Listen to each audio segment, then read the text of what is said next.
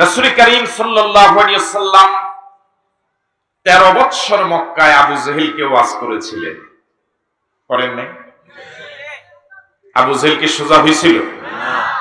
আরো জোরে বলেন, হয়েছিল? যে রাসূল আবু জেহেলকে এত দীর্ঘদিন ওয়াজ করে সোজা বানাতে পারলেন না, সে আবু জেহেলের যোগ্য উত্তরসূরি মুরিদ এবং খলিফা, যোগ্য কর্মী এখন কি পৃথিবীতে আছে না নাই? আরো জোরে বলেন। বরং ওরা অনেক ক্ষেত্রে আবু জেহেল থেকে এক ধাপ এগিয়ে। ঠিক আছে না কথা? আবু জেহেল এই যুগে আসতে পরে ও লজ্জা পেত, আমি তো তোদের থেকে অনেক পিছনে, তোরা তো আমার থেকে অনেক আগায়া। তো আপনি কোন ওয়াজ দিয়া সেই আবু জেহেলের কর্মীদেরকে সোজা বানাবেন? সোজা বানানো যাবে? সমাজ এবং রাষ্ট্রকে অপরাধ মুক্ত বানাবার জন্য আইন লাগবে। কি লাগবে? আরো জোরে বলেন, কি লাগবে? আমরা কি চাই আমাদের সমাজটা অপরাধ মুক্ত সমাজ হোক? সবাই চাই? কারা কারা চাই হাত তুলে দেখা। আমরা দুইটা বিষয় একমত হলাম এই পর্যন্ত। আপনি হন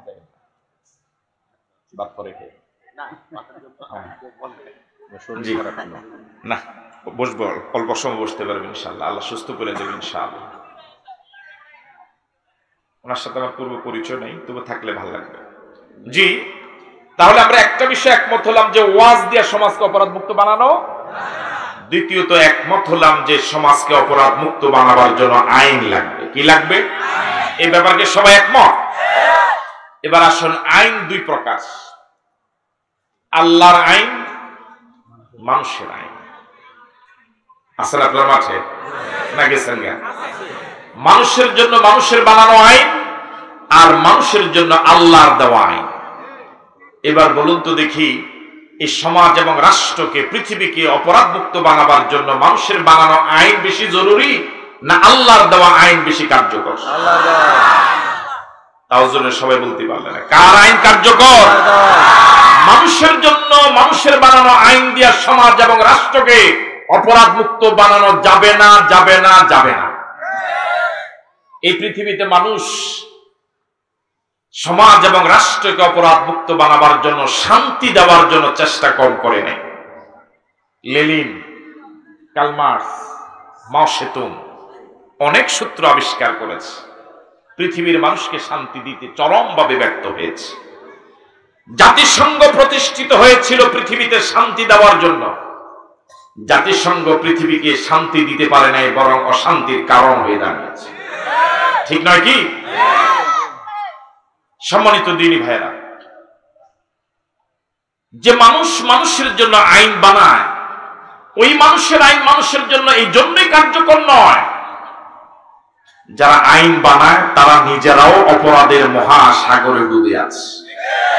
তো যে নিজে অপরাধী, সে আরেকজনকে অপরাধ মুক্ত বানাবার জন্য আইন করার কোন যোগ্যতাই তো তার নাই। বুঝতেছেন আমার কথা? এবার জবাব দিন, এই গোটা পৃথিবীর মানব সমাজ মালিক না গোলাম? তা সবাই জবাব দিতে পারে না। মালিক না গোলাম? কার গোলাম? শুধু গোলাম না, গোলামের ঘরের গোলাম। আমি যেই আল্লাহর গোলাম, আমার আব্বা আম্মা সে আল্লাহর গোলাম। ঠিক নয় কি? এই শব্দটা কি খুব বেশি খারাপ শোনা যায়? হ্যাঁ?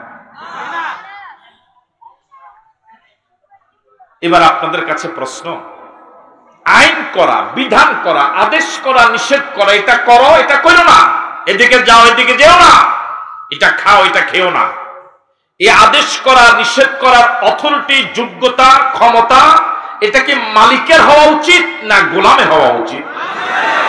আরো জোরে বলেন। এই কথাটা বোঝার জন্য কি কামেল পাস করা দরকার? এমএ পাস করা দরকার? দাওরা পাস করা দরকার? কমন সেন্সের কমন বাদ দিয়া শুধু সেন্সও যদি থাকে, এই কথাটা বুঝতে অসুবিধা হওয়ার কথা নয়। তাহলে বলুন তো, আইন করার মালিক একমাত্র কে? আল্লাহ। আবার বলুন, আল্লাহ। আরো সুন্দর কথা হলো, মানুষ মানুষের আইন মেনে চলবে, এটা কি মানবতার জন্য ইজ্জতের না অপমানজনক? হ্যাঁ, অপমান। মানুষ যদি আল্লাহর আইন মানে এটা মানুষের জন্য ইজ্জতের। মানুষ যদি তার মতো আরেকজন মানুষের আইন মেনে চলে এটা গোটা মানবতার জন্য সবচেয়ে বেশি অপমানজনক। শুধু অপমানজনক নয়, এটা মানুষের জন্য পরাধীনতা। মানুষ আল্লাহর আইন মেনে চলবে, আল্লাহর গোলামি করবে, এটাই মানবতার জন্য স্বাধীনতা। তাহলে গোটা পৃথিবীর মানবতাকে পরাধীন করে রেখেছে তথাকথিত কিছু ইসলাম বিরোধী নাস্তিক এবং মুরতাদেরা। গোটা পৃথিবীর মানবতাকে অপমানের মহাসাগরে ভাসিয়ে দিচ্ছে মানুষ নামের সে আইন প্রণেতারা। ঠিক নয় কি?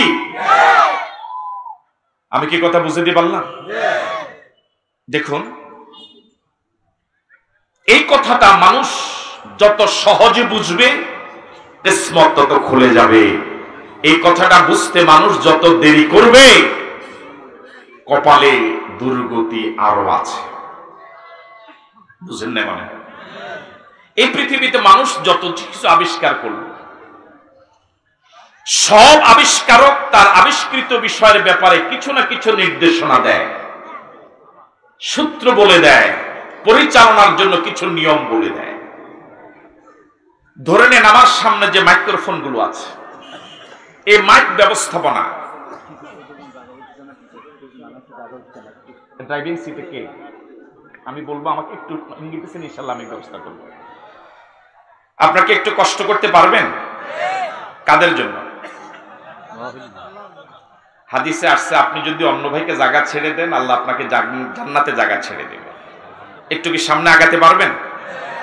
একটু সবাই একটু সামনে আগান মেহরবানি করে, একজনও পিছে থাকবেন, একটু সামনে আগান।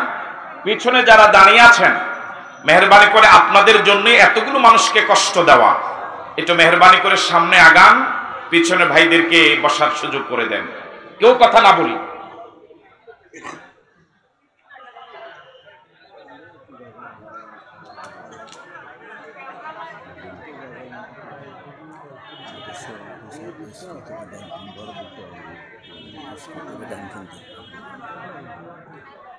যে আমরা বসে পড়ি। এই যে মাইক্রোফোন গুলো, মনোযোগ আছে আপনাদের? যারা বানালেন উনি নীতিমালা দিলেন, মাইক্রোফোন গুলো যদি সচল রাখতে হয়, মাইক ব্যবস্থাপনার সৃষ্টির যদি উদ্দেশ্য হাসিল হতে হয়, মাইক্রোফোন থাকবে আলোচকের সামনে, মুখের সামনে। হর্নগুলো থাকবে উপরে গাছের আগে অথবা বাঁশের মাথা। এর তারের সংযোগ থাকবে মেশিনের সাথে, সুইচ অন হবে, আওয়াজ হবে। ঠিক আছে কথা? এখন আপনারা আমাকে মেহমান করে দাওয়াত দিলেন, আমি কামের পাস করেছি, এমএ পাস করেছি, ডিগ্রি পাস করেছি ঢাকা সিটি কলেজ থেকে, মাস্টার্স করলাম কুমিল্লা ভিক্টোরিয়া থেকে। আপনারা আমাকে মেহমান করে দাওয়াত দিলেন, কথা মনোযোগ দিয়ে শুনেন। আমি এখন বললাম যে না, মাইক্রোফোন গুলো লাগবে বাঁশ এবং গাছের আগা, হর্ন গুলো লাগবে বক্তার গলা। এটার জন্য এটা নিয়ম না অনিয়ম? এই মাইকটা কি চলবে? এটা মাইকটা সচল না অচল? এটার জন্য কি এটা সঠিক রাস্তা না ভুল রাস্তা? আমার এই কথা কি আপনারা শুনবেন? কেন শুনবেন না? আমার নিয়মটা কি হয় নাই? কিন্তু যারা আজকে মাইক চালায় সম্ভবত ওরা কামেল পাস না, সম্ভবত এমএ পাস না, হয়তো লেখাপড়া জানে না, এরকম থাকতে পারে। তাদেরকে ছোট করার জন্য বলি না, উদাহরণ হিসেবে বলছি। ওরা যদি সেখানে নিয়ম বলে দেয়, আপনি কি আমারটা মানবেন না ওদেরটা মানবেন? কেন মানবেন? ওরা নিয়ম জানে। ঠিক নয় কি? রেলগাড়ি কি চিনেন আপনারা? রেলগাড়ি সবাই বলে নাই, ও চিনে না, যুবকে দেখে। রেলগাড়ি কি চিনেন? যারা রেলগাড়ি বানালেন তারা সিদ্ধান্ত দিলেন এটা সচল রাখতে হলে, চালাতে হলে 2 লাইনের লোহার এরকম সমান্তরাল রাস্তা লাগবে। যারা বিমান হেলিকপ্টার বানালেন তারা সিদ্ধান্ত দিলেন এটা চালাবার জন্য আকাশ পথ লাগবে। যারা লঞ্চ স্টিমার বানালেন ওনারা সিদ্ধান্ত দিলেন এটা চালাবার জন্য নৌপথ লাগবে। যারা বাস ট্রাক বানালেন ওনারা সিদ্ধান্ত দিলেন এটা চালাবার জন্য স্থলপথ লাগবে। বলুন তো দেখি, এই বলে দেওয়া পথগুলো ওদের জন্য কি সঠিক পথ না ভুল পথ? আসতে বলেন, সঠিক পথ না ভুল পথ? আপনাদের এখানে বাস রাস্তা কতটুকু দূরে? কোন স্টেশন? চন্দ্রগঞ্জ।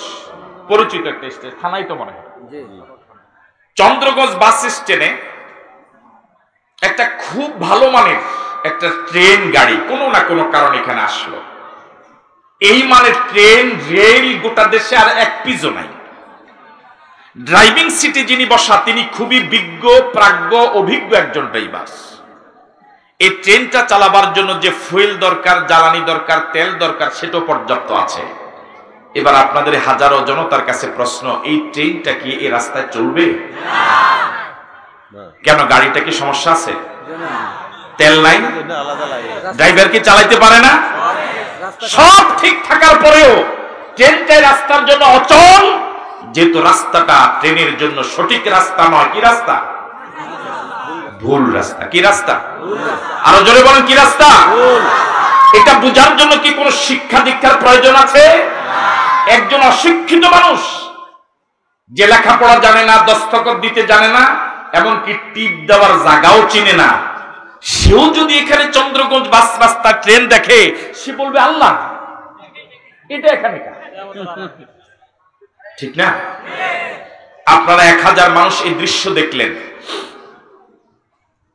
আপনারা তো আসছিলেন ওয়াজ শুনতে সুর দিয়া, আমি তো এখনো কথাই বলতেছি। আপনারা তো বলবেন পরে যে ওয়াজ তো হয়নি, সুরের কথা না হলো। এভাবে কথা বললে আয়োজকদেরকে গালিগালাজ করবেন না?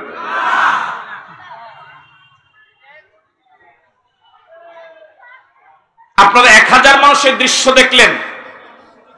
বাস রাস্তা যিনি ট্রেন গাড়ির ড্রাইভিং সিটে বসা, তিনি আপ্রাণ চেষ্টা করছেন এটাকে চালাবার জন্য। আপনাকে ওই ড্রাইভারকে সুস্থ বলবেন না পাগল বলবেন? আরো আসতে বলেন, মায়ের আসতে পারে। সুস্থ বলবেন না পাগল বলবেন?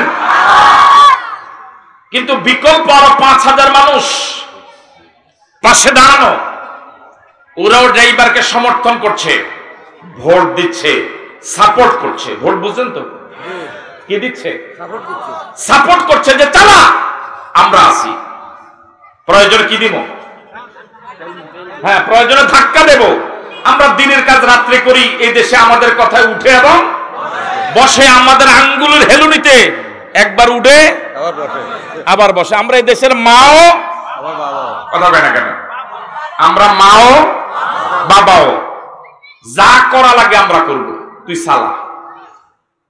এই কথা শুনলেন, তাদের এই ভোট দেওয়াকে আপনারা দেখলেন 1000 মানুষ। আপনারা কি শুধু ড্রাইভারকে পাগল বলবেন, না যারা এই ড্রাইভারকে সাপোর্ট করলো, ভোট দিল, সমর্থন করলো, তাদেরকেও পাগল বলবেন? তাহলে পাগলকে যারা সমর্থন করে তাদেরকে সুস্থ মানুষেরা পাগল বলে। খুব আসতে বলেন, মাইল আসতে পারে। সবাইকে একমত? এবার আপনাদের হাজারো জনতার কাছে প্রশ্ন, আমার আপনার স্রষ্টাকে আওয়াজ দিয়ে বলুন। আল্লাহ রাব্বুল আলামিন বলেন, ওয়ালাকাদ খালাকনাল ইনসানা মিন সুলালাতিন মিন তিন। আমি মানুষকে মাটির নির্যাস থেকে সৃষ্টি করলাম। ইয়াখরুজু মিন বাইনিস সুলবি ওয়াত তারাইব। আমার আপনার জন্মের উৎস হলো এক ফোঁটা পানি, যে পানির পৃথিবীর কোন মার্কেটে 4 পয়সার দাম নাই, ফ্রি দিলেও তো নিবে না। দুর্গন্ধযুক্ত পানি, নারী এবং পুরুষের দেহ থেকে বের হলে পরে গোসল ওয়াজিব হয়ে যায়। এমন এক ফোঁটা পানি পুরুষের পৃষ্ঠদেশ, নারীর বক্ষদেশ থেকে সবেগে নির্গত হওয়া পানি। আমার আপনার জন্ম শুরু হলো পানি দিয়ে। আল্লাহ রাব্বুল আলামিন আমাকে আপনাকে মায়ের যে স্থানে আমাকে আপনার সৃষ্টির সূচনা করলেন, যাকে আরবিতে রেহেম বলে, বাংলা যাকে জরায়ু বলে, চিকিৎসা বিজ্ঞানীরা বলেন স্বামী এবং স্ত্রীর মিলনের ফলে শুক্রাণু এবং ডিম্বাণু এর সংস্পর্শে জন্মের সূচনা। পুরুষের শুক্রাণু মিলনের ফলে জরায়ুর দিকে দ্রুত গতিতে যাওয়া শুরু করে। এই শুক্রাণু থেকে 1 জন নয়, 2 জন নয়, 1 লাখ নয়, 2 লাখ নয়, 1 কোটি নয়, 2 কোটি নয়, এই শুক্রাণু দিয়ে 20 কোটি বনি আদম সৃষ্টি হতে পারে। কয় কোটি? আরো জোরে বলুন। তিনি আমাদের এমন আল্লাহ তিনি আমাদের এমন রব, তিনি আমাদের এমন মালিক, তিনি আমাদের এমন আল্লাহ। 20 কোটি শুক্রাণু রওনা হলো জরায়ুর দিকে, প্রতিযোগিতা শুরু হলো। মালিক 19,99,99,999টা শুক্রাণুকে তিনি জরায়ুতে যেতে দেন নাই, বরং জরায়ুতে যাওয়ার আগেই তিনি 19,99,99,999টা শুক্রাণুকে তিনি মেরে ফেললেন, অকার্যকর করে দিলেন। বরং আমি আবু নসর আশরাফি, আপনি আব্দুল সালাম, আব্দুর রহিম, লুৎফুর রহমান, সাইফুল্লাহ মনির, এই একটা শুক্রাণুকে জরায়ুর ভিতরে জায়গা দিয়ে মালিক আপন কুদরতে জরায়ুর মুখটা বন্ধ করে দিলেন। জোরে বলেন আল্লাহু আকবার। এবার বলুন তো দেখি, আমার আপনার প্রতি মালিকের দয়া ছোট না বড়, কম না বেশি? এই শুক্রাণু থেকে 40 দিন গত হওয়ার পর আল্লাহ রাব্বুল আলামিন এবার এটাকে রক্তের টুকরা বানালেন। আবার 40 দিন গত হওয়ার পরে রক্তের টুকরাকে মালিক এবার গোশতের টুকরা বানালেন। ছোট্ট একটা বডি দিলেন, পুরাটাই গোশতের টুকরা, পুরাটাই গোশতের টুকরা, ছোট্ট একটা পুতুল বানালেন। এই অবস্থা যদি মালিক মায়ের গর্ভ থেকে খালাস করে দিতেন, আমি আপনি দুনিয়াতে কর্মক্ষম হতাম না, দাঁড়াতে পারতাম না, বসতে পারতাম না, দৌড়াতে পারতাম না। তিনি এমন দয়ালু আল্লাহ, তিনি এমন দয়ালু আল্লাহ। আমার আপনার ছোট্ট বডির ভিতরে যে জায়গায় যেমন দেওয়া দরকার, যে জায়গায় যতটা দেওয়া দরকার, পুরা বডির ভিতরে একটা নয়, দুইটা নয়, প্রয়োজন মাফিক 206টা হাড় যিনি দিলেন তিনি আল্লাহ। তিনি কে? আরো জোরে বলেন। আমার আপনার জানা ছিল না কোন জায়গা কেমন হাড় দরকার। এই হাতের 5 আঙ্গুল, সব আঙ্গুলের হাড় একরকম নয়।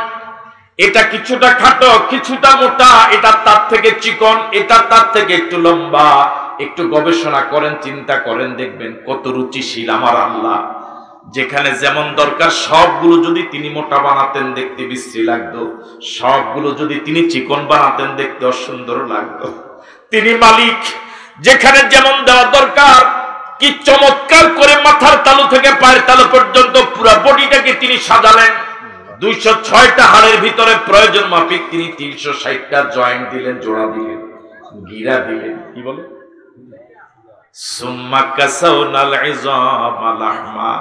এরপর মালিক পুরা বডিটাকে গোশত দিয়া প্রলেপ দিয়ে দিলেন। এবার আপনাদের এই হাজারা জনতার কাছে প্রশ্ন, আমি আপনি দুনিয়াতে মানুষ হিসেবে আসার পিছনে আমাদের দলের অবদান কয় %? আপনারা মনে হয় আমার কথা বুঝতেছেন না। আমি আপনি মানুষ হিসেবে দুনিয়াতে আসার পিছনে আমরা প্রত্যেকে কোনো না কোনো দল করি। ওই দলের অবদান কয় আনা? হ্যাঁ, কোনো নাই। আমরা যে যে পীরের মুরিদ বলুন তো দেখি, মানুষ হিসেবে দুনিয়াতে আসার পিছনে পীরের অবদান কয় আনা? নাই। 16 আনা অবদান কার? দলের কাছে আমার কদর বেড়েছে যখন দলের ডাকে মিছিলে যাওয়ার উপযোগী হয়েছি। কথা কয় না? দলের কাছে আমার কদর বেড়েছে যখন দলের নেতার কথায় অন্যের মাথায় বাড়ি দেওয়ার বয়স হয়েছে। দলের কাছে আমার কদর বেড়েছে যখন দলের নেতার আদেশে অন্যের বাড়িতে, অন্যের দোকানে আগুন দেওয়ার, অন্যের জায়গা অফিস দখল করার যখন আমি উপযোগী হয়েছি। পীরের কাছে আমার কদর বেড়েছে যখন পীরকে দেখা সাক্ষাৎ করতে গিয়ে মোটা অঙ্কের হাদিয়া দেওয়ার উপযোগী হয়েছি। যেদিন আপনি অসুস্থ হয়ে বিছানায় শুয়ে থাকবেন,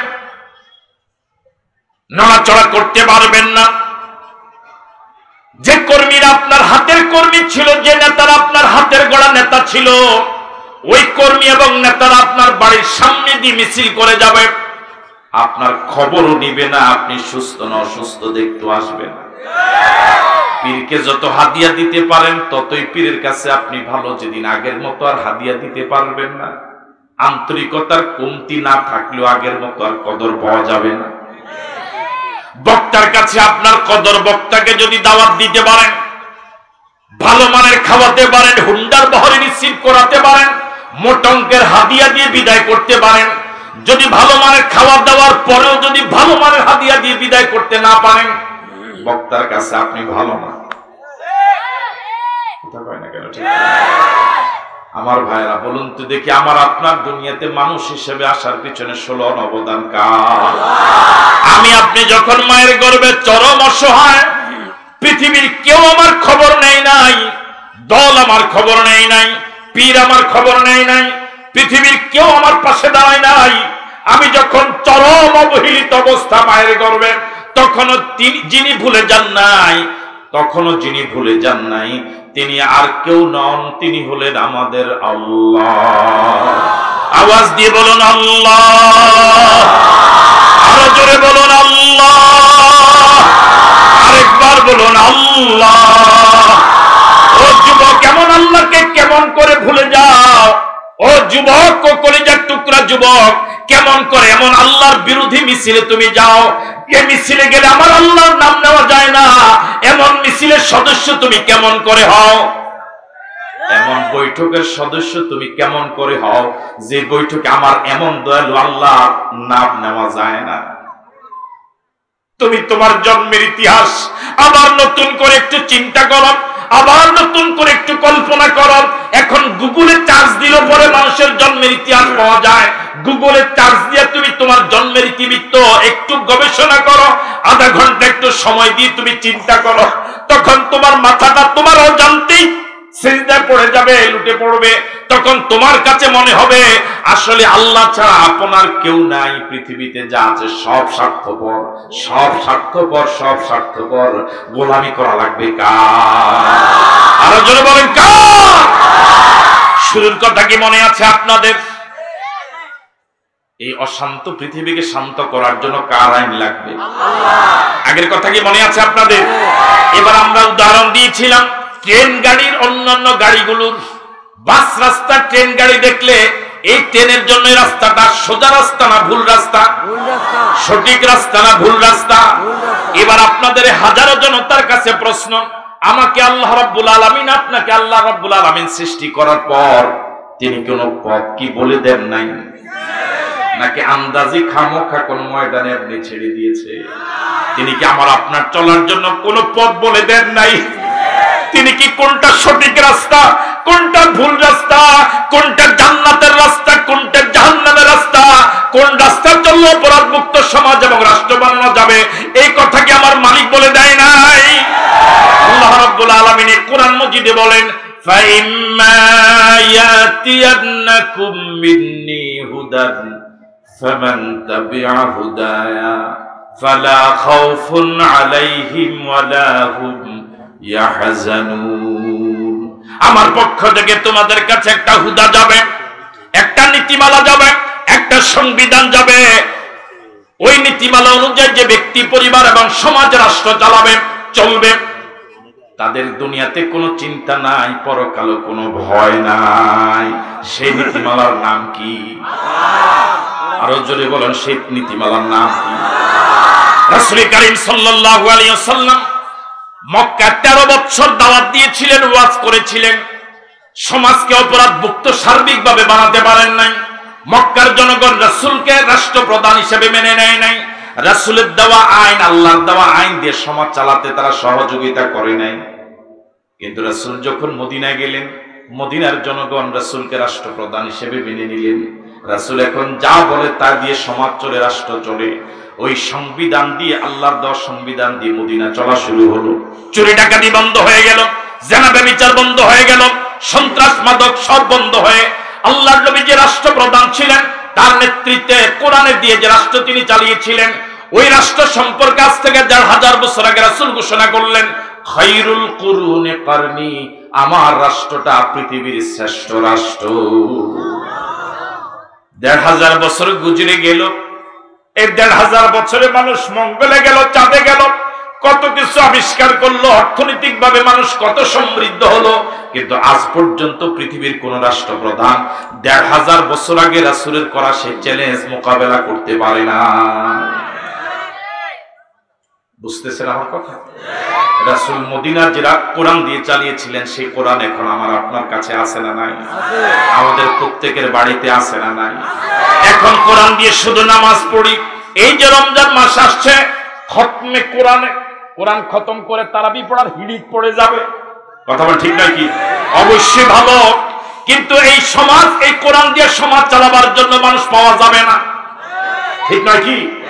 আশ্চর্যজনক হলেও সত্য, যে মুসল্লি কোরআন দিয়া নামাজ পড়ে, যে মুসল্লি খতমে কোরআন দিয়া তারাবি পড়ার জন্য আন্দোলন করে, মোটা অঙ্কের হাদিয়া দেয়, ওই মুসল্লিদের সিংহভাগ মুসল্লি এই কোরআন দিয়ে সমাজ চলুক এই আন্দোলনের বিরোধিতা করে। এগুলো সব অন্য দেশে, আমেরিকা, বাংলাদেশে নাই, না নাই এদেশে। আমরা যে একটু বেজার বেজার লাগে না, কি অবাক করা কথা! কোরআন দিয়ে নামাজ পড়তে ভালো লাগে, কোরআন দিয়ে সমাজ চালাইতে খুব খারাপ লাগে, ঠিক নয় কি? আরো দুর্ভাগ্যজনক হলো সত্য, ওরা কোরআনের সমাজের আন্দোলন তো করেই না, বরং যারা জমিন আল্লাহ, আইন চলবে আল্লাহ, এই কথা যারা বলে তাদেরকে ওরা দেশ বিরোধী বলে, মানবতা বিরোধী বলে, ওদেরকে ওরা জঙ্গি বলে, ওদেরকে ওরা স্বাধীনতা বিরোধী বলে।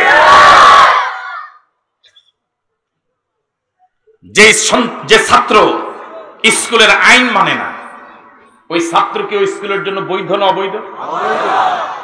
যে স্ত্রী, এখানে যারা যুবক, যারা অবিবাহিত, তারা তার জবাব দিতে পারবে না, বুড়ারাই জবাব দিবে, বিবাহিতরা। যে স্ত্রী স্বামীর আইন মানে না, ওই স্ত্রী স্বামীর ঘরের জন্য বৈধ না অবৈধ? যুবকরা জবাব দেয়, বিয়ে তিনি করে না, সব অবিবাহিত, বৈধ না অবৈধ? এই কথা কি সহজে বুঝা যায়? তো আল্লাহর জমিন যারা আল্লাহর আইন মানে না, ওরা আল্লাহর জমিনের জন্য বৈধ নাগরিক না অবৈধ নাগরিক? গোটা পৃথিবীর আল্লাহ বিরোধী যারা, এই জমিনের জন্য তারা বৈধ নাগরিক নয়। সত্যিকার আল্লাহওয়ালা যারা, নবীওয়ালা যারা, ফরহেজগার, দিনদার, মুত্তাকি, কোরআন সুন্নাহ অনুসারী যারা, তারাই এই জমিনের জন্য বৈধ নাগরিক। কি দুর্ভাগ্যজনক, কি লজ্জাজনক, কি রুচিহীন কথা! যারা জমিনের বৈধ নাগরিক, তারাই আজ হয়ে গেল অবৈধ নাগরিকদের কাছে, ওদের দৃষ্টিতে রোহিঙ্গা। কি হয়ে গেল? রোহিঙ্গা মানে কি? তবু তো রোহিঙ্গারও একটা কদর আছে আমাদের সব, কিন্তু যারা কোরআনের কর্মী, ওদের এই কদরটাও নাই।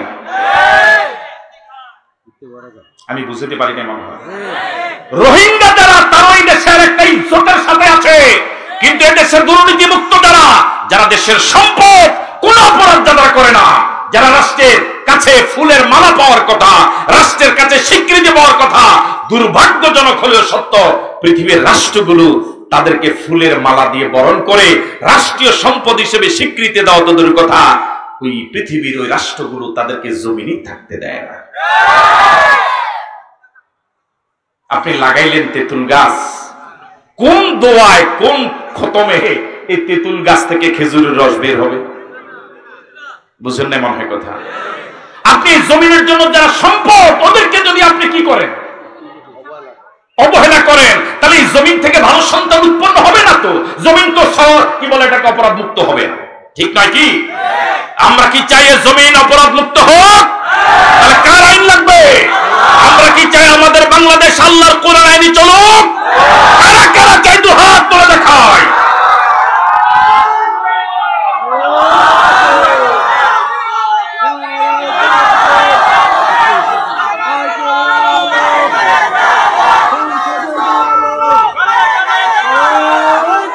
এটা কি কোন রাজনীতির কথা বললাম?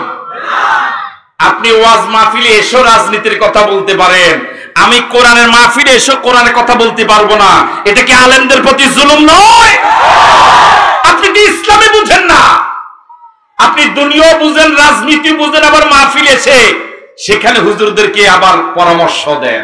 আপনি হারফুন মোল্লা। আমাদের এলাকায় একটা কথা বলে, নামাজ পড়ি আমি, টুপি মাথা দেয়, করলে সোরা।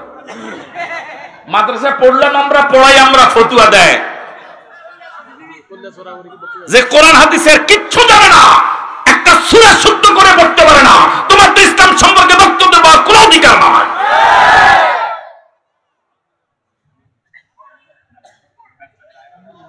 রাসূল কারীম সাল্লাল্লাহু আলাইহি ওয়াসাল্লাম যে রাষ্ট্র চালালেন, রাসূল ঘোষণা করলেন এমন একটা সময় আসবে, সানা থেকে হাজারা মাও পর্যন্ত তখন আরবের দুই প্রান্ত সীমা আমাদের দেশের যেমন টেকনাফ থেকে তেতুলিয়া।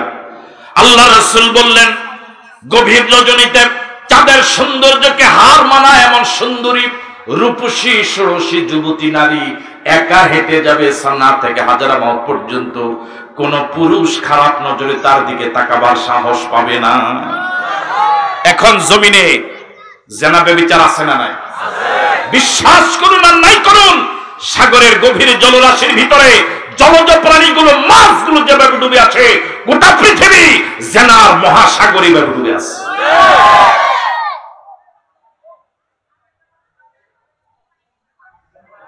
আপনি ওয়াজ করবেন, স্টেজে এসে যে মসজিদের ইমাম সাহেবদেরকে বলেন, ইমাম সাহেবরা যেন জুমাবারে খুতবা দেয়, আলোচনা করে মদ খেয়েও না, ছেলেদেরকে পরামর্শ দেন, হুজুরদেরকে লাগাই দিয়েছে কি করার জন্য? মানে কনভিন্স করার জন্য। ভালো কথা, কিন্তু এটা তো সঠিক রাস্তা নয়। আপনাদের আপনারা কি ব্যক্তিগত কাজে এসেছেন না রাষ্ট্রীয় কাজে এসেছেন? ওই দুইজন মেহমান বললেন, আমরা রাষ্ট্রীয় কাজে আসি নাই, ব্যক্তিগত কাজে এসেছি। হযরত ওমর ফারুক রাদিয়াল্লাহু তাআলা আনহু যখন শুনলেন ব্যক্তিগত কাজে এসেছি, সাথে সাথে সামনে যে মিটমিট করে বাতিটা জ্বলছিল, ওই বাতিটা ফু দিয়ে নিভায়া দিলেন। সুবহানাল্লাহ। ওই দুইজন মেহমান লজ্জাবোধ করলেন। হযরত ওমর ফারুক ব্যাখ্যা করে বলেন, আল্লাহর বান্দা, আপনাদেরকে অপমান করার জন্য আমি বাতি নিভাই নাই। আমি বাতিটা নিভালাম কেন? কারণটা শুনুন। এতক্ষণ যে বাতিটা জ্বলছিল, এটার তেল যেটা, ফুয়েল যেটা, জ্বালানি যেটা, এটা আমি ওমরের পকেটের কেনা তেল নয়, এটা রাষ্ট্রের টাকার কেনা তেল। আমি চিন্তা করেছি আপনাদের সাথে রাষ্ট্রের টাকার খরচ করে কেনা তেল দিয়ে ব্যক্তিগত কথা বলা জায়েজ হবে না, এই জন্য নিভিয়ে দিয়েছি। জোরে বলেন আল্লাহু আকবার। আমার ভাইরা, আপনাদের কাছে বিনয়ের সাথে আরজ করি, সর্বশেষ যে কথাটা বলতে চাই, চন্দ্রগঞ্জ থেকে একটা বাস 45 জন যাত্রী নিয়ে রওনা হলো ঢাকার উদ্দেশ্যে। কতজন? আওয়াজ দিয়ে বলেন। এই 45 জন যাত্রী, সবগুলো যাত্রী হলো দেশের আলেম, খুব বড় মাপের বুজুর্গ, খুব বড় মাপের আল্লাহওয়ালা। ড্রাইভারটা আধা পাগল। আছেন আপনারা? মাঠে না গেছেন? শুধু আধা পাগল না, গত রাতে আবার মেয়াদ উত্তীর্ণ বাংলা মদ খাইয়া পুরা টাল। ঠিক আছে কথা? যখন হুজুররা উঠতেছিল, লুৎফুর রহমান সাহেব, আবু নসর আশরাফি, সাইফুল্লাহ মনির যখন উঠতেছিল, তখন গেটে একজন লোক দাঁড়িয়ে বলছে, আয় হুজুর উঠেন না, আল্লাহর রাস্তায় হুজুর ড্রাইভারটা পাগল, ও গত রাত্রে মেয়াদ উত্তীর্ণ মদ খাইছে, অ্যাক্সিডেন্ট হতে পারে। হুজুরের নজর করে দেখলো যে তার মুখে দাঁড়িয়ে নেই। কার মুখে? কি ড্রাইভার যে সতর্ক করলো তার মুখে। আমি এত বড় আলেম, তোর মুখে দাঁড়িয়ে নাই, আমার সাথে কথা বলার তোর অধিকার নাই, সব। আছেন আপনারা মাঠে? একটু পরে আরেকজন হিতাকাঙ্ক্ষী এসে বলছে, আল্লাহ, একটা বড় দিন অ্যাক্সিডেন্ট হবে, এতজন আল্লাহ মারা যাবে। আয়সা বলতেছে, হুজুর আল্লাহর রাস্তায় উঠেন না হুজুর, গত রাত্রে ঢাকাতে যে অ্যাক্সিডেন্ট হয়েছে, 30 জন মারা গেছে, ড্রাইভার হিগা। এবার যে আসছে তার গায়ে শার্ট প্যান্ট। তোর গায়ে শার্ট প্যান্ট, তুমি আমার মতো একজন হুজুরের সাথে এভাবে কথা বলা? আরেকজন আয়সা বললো, সতর্ক করলো, কয় তোর আকীদা ভালো না। আরেকজন আয়সা সতর্ক করলো, কয় তোর আমল ভালো না। এইভাবে যে এসে সতর্ক করে, কারো আকীদা খারাপ, কারো দাড়ি ছোট, কারো দাড়ি নাই, কারো পরনে শার্ট প্যান্ট, হ্যাঁ, এক একজনের এক এক ফতুয়া দিয়া, কারো সতর্ক উনি কি করে নাই? বলুন তো দেখি, এই বাসটা চন্দ্রগঞ্জ থেকে ঢাকা যাবে? কথা কয় না? ঢাকা যাবে? কোথায় পড়বে? কয়শো কিলোমিটার যায় খাদে পড়বে। আরেকটা বাস, বাংলাদেশে পাগলের একটা চিকিৎসালয় আছে পাবনা, মেন্টাল হসপিটাল। কক্সবাজার থেকে পুরা 45 জন পাগল নিয়া চিকিৎসার উদ্দেশ্যে রওনা হলো কক্সবাজার। কোথায় যাবে? পাবনা যাবে। কিন্তু ড্রাইভারটা এত বিজ্ঞ, প্রাজ্ঞ, অভিজ্ঞ একজন ড্রাইভার। ড্রাইভারের পিছনে পাগলের সামনে একটা কলাপসিবল গেট দেওয়া, ভিতরে পাগলগুলো একেবারে পুরা পাগল, কারো পরনে কোনো জামা কাপড় নাই। ইনশাআল্লাহ 45 জন পাগল নিয়ে এই ড্রাইভারটা কক্সবাজার থেকে বাস পাবনা নিতে পারবে? পারবে তো। 45 জন পাগল লইয়া বাস পাবনা যায়, 45 জন লুৎফুর রহমান, আবু নসর আশরাফির লইয়া বাস চন্দ্রগঞ্জ থেকে ঢাকা যায় না। কারণ কয়জন? কারণ কয়জন? আমার ভাইরা, মসজিদে ড্রাইভার নিয়োগ করার ক্ষেত্রে আপনারা যত সচেতন, সমাজে ড্রাইভার নিয়োগ করার ক্ষেত্রে যদি এদেশের জনগণের 1000 ভাগের 1 ভাগ সচেতন হতো, বাংলাদেশের পরিবেশ ভিন্ন হয়ে যেত। আমরা কি চাই এই জমিন আল্লাহর কোরআন দিয়ে চলুক? এই জন্য যদি জীবন দেওয়া লাগে, অর্থ দেওয়া লাগে, সময় দেওয়া লাগে, এই ময়দান থেকে কিছু যুবক কি পাওয়া যাবে? কাদেরকে পাওয়া যাবে? দুহাত তুলে দেখায়।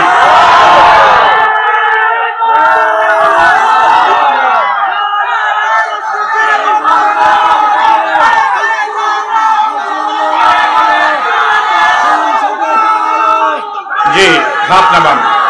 এই জজবা আরো 10-15 মিনিট থাকবে তো ইনশাআল্লাহ? হ্যাঁ, 10-15 মিনিট থাকবে বলবো। আমার সময় 10টা, এই মাত্র 10টা বাজলো, আমার সময় শেষ। মুহতারাম এসে গিয়েছেন, তার গুরুত্বপূর্ণ আলোচনা শুনে আমাদের সুর সম্রাটের চমৎকার উপস্থাপনা উপভোগ করে আখেরে মোনাজাত করে বিদায় হবেন। এই আহ্বান রেখে বিদায় নিচ্ছি। আয়োজকদেরকে ধন্যবাদ, ইউটিউবারদেরকে মোবারকবাদ, আপনাদের সকলকে ধন্যবাদ জানিয়ে বিদায় নিচ্ছি। দেখা হবে ইনশাআল্লাহ কোনো ময়দানে। আর যদি মরে যে আল্লাহ যেন জান্নাতে পরিচয় করে দেয়, বলি আমিন। আসসালামু আলাইকুম ওয়া রাহমাতুল্লাহি ওয়া বারাকাতুহু। আলহামদুলিল্লাহ, ধন্যবাদ মুহতারাম আবু নসর আশরাফি সাহেবকে রায়ের সারগর্ভ আলোচনা পেশ করার জন্য। আমরা আমাদের বাস্তব জীবনে মুহতারামের কথাগুলোকে কাজে লাগালে ইনশাআল্লাহ আমাদের বয়োবৃদ্ধ জ্ঞানবৃদ্ধ আলেমে দ্বীন আলহাজ হযরত মাওলানা লুৎফুর রহমান সাহেব আমন্ত্রিত ছিলেন। হযরত মাওলানা ওয়াজিউল্লাহ মাওলানা আবুল হুসাইন আমন্ত্রিত প্রধান আকর্ষণ, যিনি সুর সম্রাট হিসেবে খ্যাতি অর্জন করেছেন, শিল্পী মশিউর রহমান। আমন্ত্রিত শ্রদ্ধাভাজন হাজারাত উলামায়ে কেরাম, আইম্মায়ে মাসাজিদ, মুরব্বিয়ানে আযম, মাহফিল কমিটির সম্মানিত সদস্যবৃন্দ, প্রিয় যুবক বন্ধুরা, ব্যবসায়ী ভাইরা, পর্দার অন্তরালে শ্রবণরতা শ্রদ্ধেয়া মা এবং বোনেরা, আসসালামু আলাইকুম ওয়া রাহমাতুল্লাহি ওয়া বারাকাতুহু। আল্লাহ সুবহানাহু ওয়া তাআলার দরবারে শুকরগুজার হচ্ছি, যে মহান মনিব অত্যন্ত দয়া করে মেহেরবানি করে আজকের এই তাফসীরুল কোরআন মাহফিলে দুনিয়াবী শত ব্যস্ততা, ব্যবসায়িক সাংসারিক শত ঝামেলার পরেও যে মালিক আমাদেরকে কবুল এবং মঞ্জুর করলেন, কথা বলার কথা শোনার সুযোগ দিলেন, সে মনিবের দরবারে মনিবের শেখানো ভাষায় মনিবের দেওয়া জবান ব্যবহার করে সকলে মিলে সমস্বরে পড়ি আলহামদুলিল্লাহ।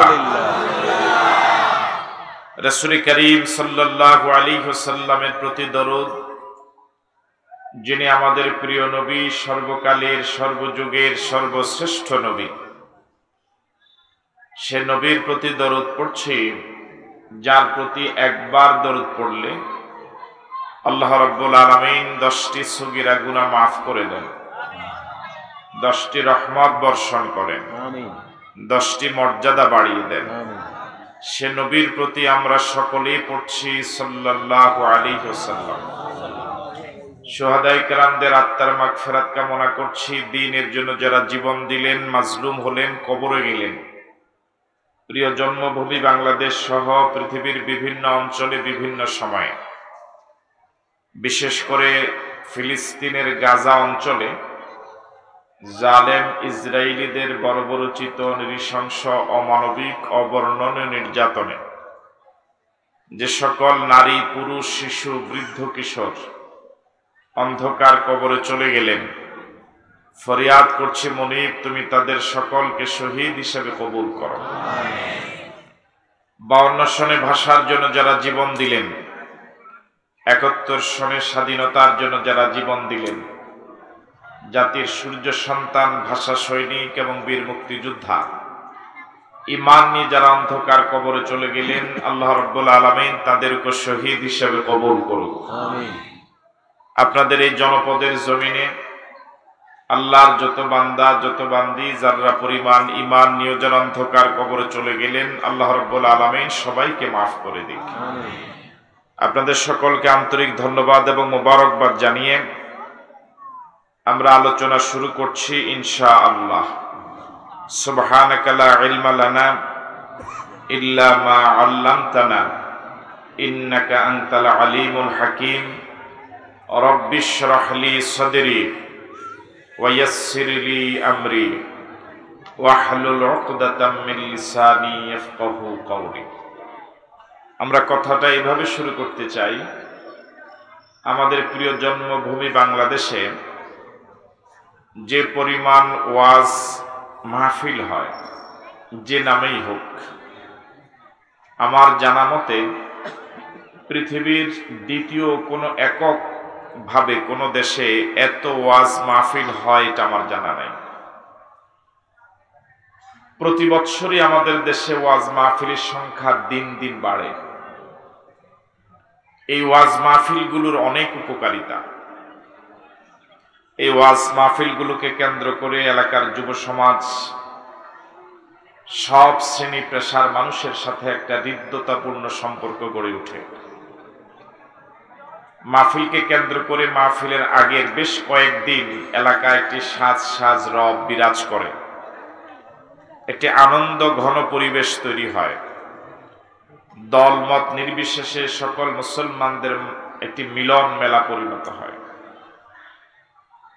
এই ওয়াজ মাহফিলগুলোতে মানুষ কোরআন সুন্নাহর আলোচনা শুনে নিজের অতীত জীবনের অপরাধের কথা নতুন করে স্মরণ করার সুযোগ পায়, তাওবা করার অনুভূতি জাগে, আল্লাহর সামনে নিজেকে অপরাধী হিসেবে উপস্থাপন করার জন্য মানসিকভাবে প্রস্তুতি নেওয়ার সুযোগ পায়। ভবিষ্যৎ জীবন আরো সুন্দর, মসৃণ এবং চমৎকারভাবে সাজাবার জন্য একটি নতুন স্পৃহা এবং আবেগ জাগে। আরো অসংখ্য ফায়দা রয়েছে।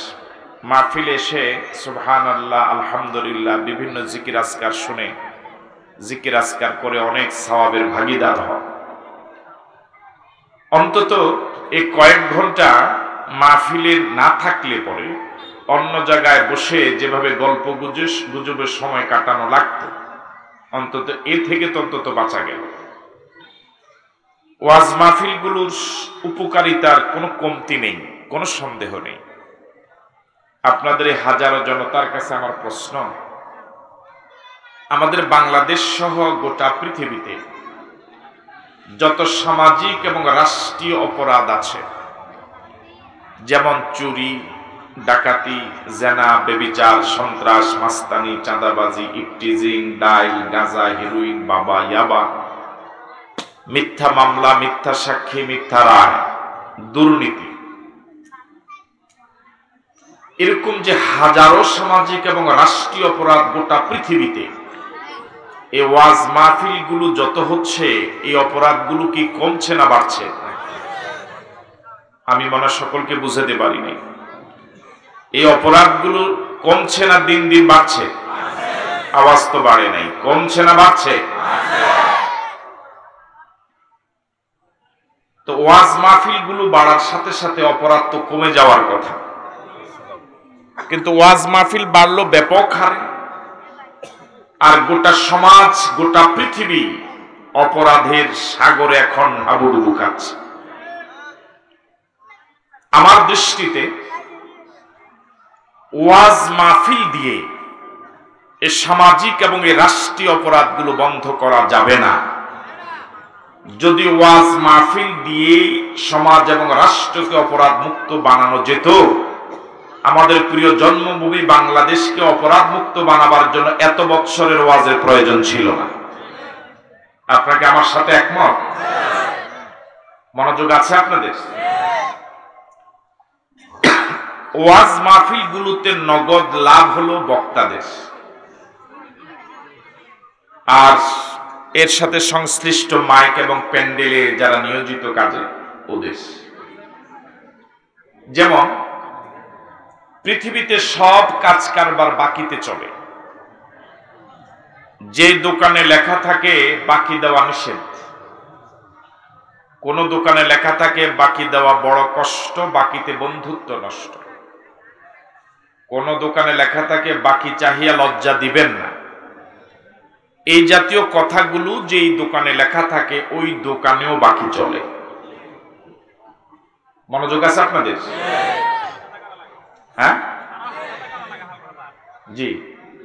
কিন্তু ওয়াজ মাহফিলে কোন বক্তা বাকিতে ওয়াজ করে না, এটা কি জানেন আপনারা? কথা বলে না কেন? আমার প্রতি কি রাগ আপনারা? পৃথিবীতে একমাত্র ওয়াজ যেটা বাকিতে চলে না, বরং অগ্রিম দেওয়া লাগে, ঠিক নয় কি? আপনাদের এই ওয়াজ মাহফিল হোক আর না হোক, মাইকওয়ালা প্যান্ডেলওয়ালাকে টাকা কিন্তু ঠিকই দেওয়া লাগে। কিন্তু এই সমাজ আগে যতগুলো অপরাধ সমাজে প্রচলিত ছিল, চলমান ছিল, আগামীকাল কি বন্ধ হয়ে যাবে? কথা বলেন, বন্ধ হয়ে যাবে? সুদ যে হারাম, এখানে আয়োজক এবং শ্রোতা, স্টেজ এবং প্যান্ডেল আমরা যারা আছি, এটা কে না জানি? আমার সাথে একটু কথা বললে ভালো লাগবে। সুদ যে হারাম, এটাকে আমরা সবাই জানি। কারা কারা জানি না একটু হাত তোলেন তো দেখি। দুইজনে জানেন। সুদ যে হারাম, এটাকে আমরা সবাই জানি। আজকে সকল আলোচক যদি শুধু সুদের ব্যাপারেই কথা বলতেন, আগামীকাল কি এই সমাজ থেকে সুদ উঠে যেত? এই সমাজে সুদের কারবার আছে না নাই? তাহলে ওয়াজ দিয়ে সুদ বন্ধ করা। আমরা এই হাজারো জনতা আপাতত এই কয়েক মিনিটের আলোচনায় একটা বিষয় একমত হলাম যে ওয়াজ দিয়ে সমাজ এবং রাষ্ট্রকে অপরাধ মুক্ত বানানো। সমাজ এবং রাষ্ট্রকে যদি অপরাধ মুক্ত বানাতে হয়, তাহলে আইন লাগবে। কি লাগবে? আরো জোরে বলুন। এর আগে আপনাদের কাছে প্রশ্ন, আমরা কি চাই আমাদের প্রিয় দেশ বাংলাদেশ একটি অপরাধ মুক্ত দেশ হোক? আমরা কি চাই আমাদের সমাজ অপরাধ মুক্ত হোক? বিশ্বাস করুন, একটা সমাজের সব মানুষ অপরাধী নয়, একটা দেশের সব মানুষ অপরাধী নয়, বরং অপরাধীদের সংখ্যা অনেক কম, নিরপরাধ মানুষের সংখ্যাই বেশি। একটা সমাজে, একটা ইউনিয়নে যদি 10,000 মানুষ থাকে, কিছুক্ষণ আগে যে অপরাধগুলোর কথা বললাম, এই অপরাধগুলোর সাথে জড়িত মানুষের সংখ্যা বড় জোর 500 হবে। এটা কথা একটা কইলাম, এটাতে হাত না ঢুকাই উপায়। ধরে নেন একটা কথা বললাম, তাহলে আমি গণি বলিনি, আর আপনি যে বললেন যে 500 থেকে কম হবে, তাও তো আপনি গণেন নাই। তা আমারটা মানে নিলেই তো হইতো। হ্যাঁ হ্যাঁ, তাহলে আমারটা মেনে নিলেই তো হইতো।